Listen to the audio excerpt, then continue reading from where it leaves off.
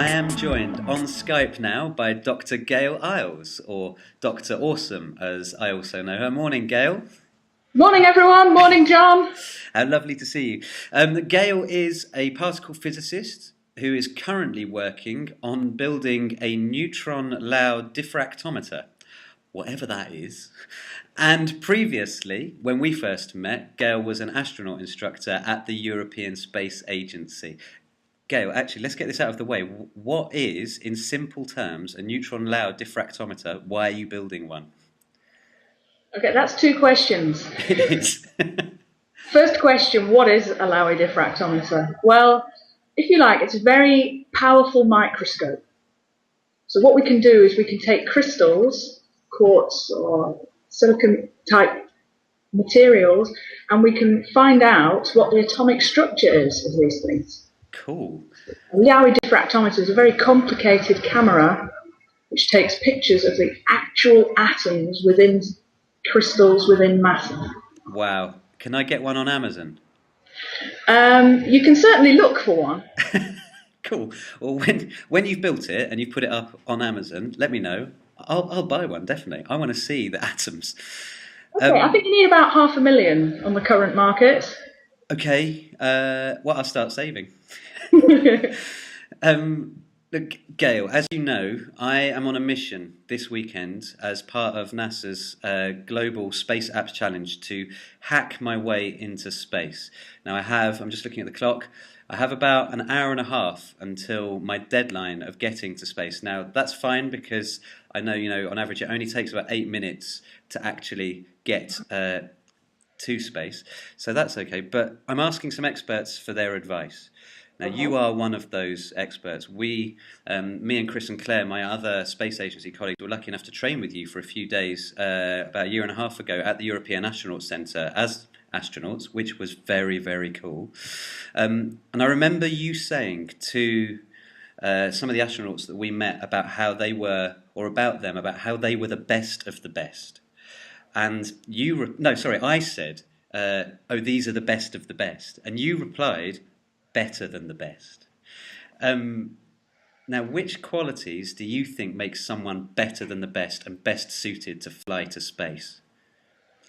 Well, people often think that astronauts are chosen because they're very fit or because they are a pilot.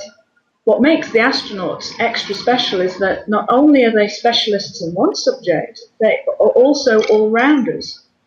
So, for example, Tim spent over 10 years training to be an Apache pilot, but he's also an instructor, so he trained people to fly as well.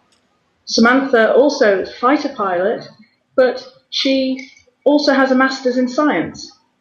And very often this is what we would look for in astronauts, that they would have skills over a broad range of topics. Languages as well is very important. I mean, I just speak English and French, but Samantha's fluent in 5 languages. That's showing off. So we look for lots of qualities in astronauts. Something that's very important, especially for space travel for today, is teamwork. These people are spending 6 months completely isolated in a space module, and they have to get on with each other. So things like emotional maturity are also very important.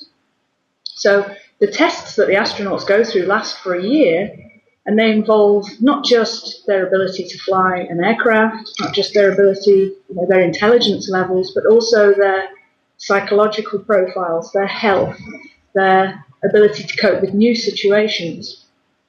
And all of these things produce an all-round character, an all-round personality, and that's what we look for. Cool, okay. Well, I like to think of myself as a good all-rounder. I think there's still some work I can do, but the heartening thing is to know that I can learn that as well, that this is all stuff that can be taught to me and stuff that I will be able to learn. Absolutely, and anyone can learn this by just experiencing lots of different things. Going out into life, trying sports, trying new situations, travelling around the world, learning languages. It's something that we can all do.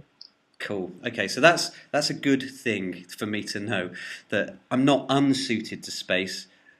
Absolutely not. I've got about an hour and a half to learn some other languages.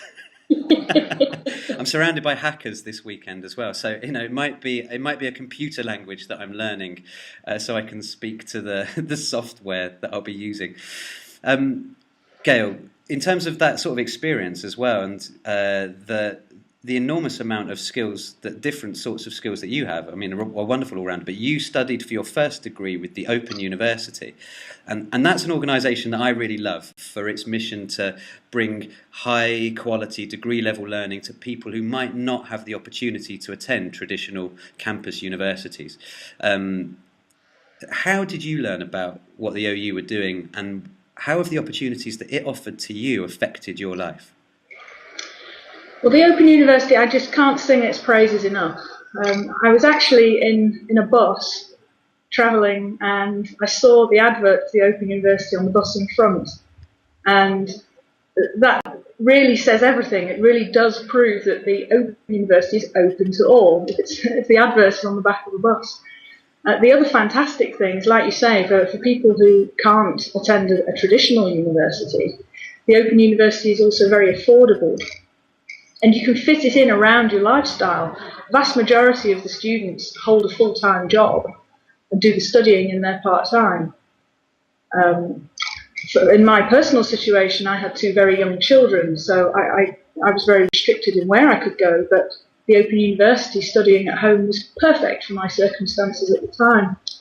And you really do get a very high quality of lecturers, of study material. I mean, I was even using the books that I received as an undergraduate in my postgraduate studies. They were that useful, and people were borrowing them because normally you would study in lectures and have to rely on your own notes. But, so the resources are outstanding, and I think it's a testament to the high quality of the degree from the Open University that I was awarded a PhD place at a traditional university, and there was no bias, there was no prejudice at all. I was accepted as a normal student with a normal standard degree. And I think this is something to really be sung for your praises as well as the institution's praise, because I know it took a long time because you had young children, because you had another job, and this was a big change in direction for you to study for that first degree was it in physics? Yes, that's right. Natural sciences with physics. Yeah, to get that degree in physics, which took you, I think it was 7 years? 8, actually. 8 years, sorry. Yes. So 8 years of really dedicated, hard study, but to get to the point where you were then able to go on to those postgraduate courses, and now are Dr. Awesome, building a neutron Lau diffractometer so that you can study and see atomic particles, and you've trained astronauts.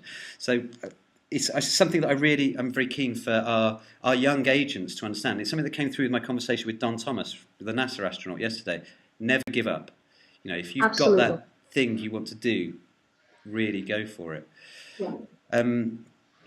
Gail, in my role as Director of Human Spaceflight Operations for the Unlimited Space Agency, I'm often asked, why are you going to space? Especially at this time when there's so much that we need to achieve here on Earth. Why should we go into space? What benefit is there to me leaving the planet?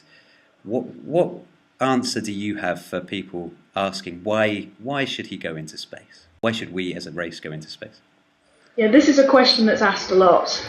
Typically, why are we wasting money going into space when there are people starving in third world countries? Exactly. First of all, as human beings, we cannot fight our basic instinct, which is curiosity and the desire to explore and to know more. So first of all, we are going into space because it is unknown and we have the technological capability to do so. Now, you could argue, well, this is a waste of money. However, what we find is that a lot of the technology that's used to make the space vehicles, to design the materials necessary to go into space, actually have uses on Earth. Now, the European Space Agency has an entire department called Technology Transfer, within which they adapt the technology that's been used to make parts for the rockets, parts for the space station, and how they can be used on Earth.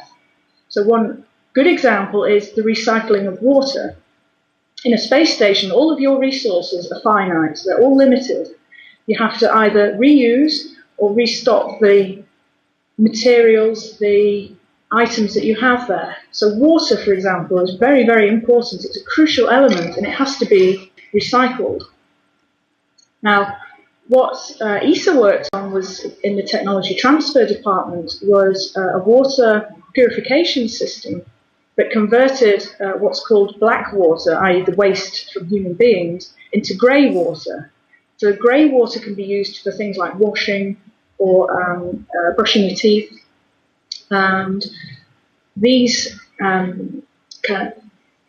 equipment for performing this conversion of black water to grey water has actually been successfully installed in countries in Africa and other third world countries.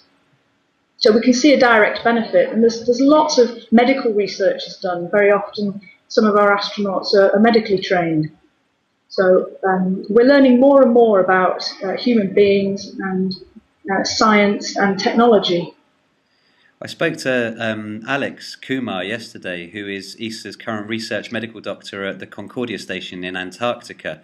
And, you know, there's a great example of this is space-related research by a medical doctor living and working in an extreme environment that is going to very clearly have direct benefits to us on Earth and to understanding the physiology of human beings and being able to treat things that we wouldn't otherwise have known or explored. So, right. Yeah, I strongly agree with you. Gail, we've known each other for a little bit and we've done quite a lot of work together. So I hope you know that I think you are one of the most dedicated and committed, brilliant women that I have had the pleasure of meeting in my life, and you've achieved a huge amount in what's still a young career. Knowing that UNSA, the Unlimited Space Agency, exists to inspire the next generation of poet scientists and space explorers, what advice do you have for any of our young agents, and I guess particularly young women or girls who want to get into science and space? Well, to all of the young researchers, young scientists, young explorers, and young dreamers, I would say, first of all, play to your strengths. Find out what you're good at, find out what you like to do, and follow that route. When life gets difficult and life throws up obstacles, if you have a basic desire and a basic motivation for something, then it will keep you going through the difficult times. Secondly, I would advise you to find people who will help you to achieve your goals. If you have people supporting you, again, if you come against a hurdle or there's something you can't quite manage, then these people will help and spur you on. And finally, I would say, in full agreement with your astronaut friend who you spoke with yesterday, I would say follow your dreams. To quote or possibly misquote Paulo Coelho, when you follow your dreams, all the universe conspires to make those dreams come true. Cool. This is something that is clearly all the people that I've spoken to over this weekend have been very clear about enjoying what you were talking about. Find out what you enjoy doing. Follow your dreams. Don't give up. Work hard. And you will achieve the things that you want to do. Or that is the only way that you will achieve the things that you want to do. There's no other way to do that. It's not just going to happen. And you're a great testament to that. Well, it's really sad that there are people who will say, oh, that's impossible. Oh, that can't be done. Oh, that's never been done before. Well, there's a list as long as the human race of things that have never been done before. Someone has to be first. Why can't it be you? Exactly. And I'm going to be, for me, the first person from the Unlimited Space Agency to get into space. Great. I am a bit nervous about it, I'll be honest. Gail, knowing that I'm going to be doing that, what is the one piece of advice, what's the final piece of advice you have for me on my mission, this trip that I'm going to be making today? Well, I'm not entirely sure how much training you've been taking. However, that's what I would say, that all of our astronauts train for at least 5 years, 5 to 10 years prior to a mission. So I would say to you, trust the training, rely on your reactions, and keep calm and carry on. Brilliant. Okay.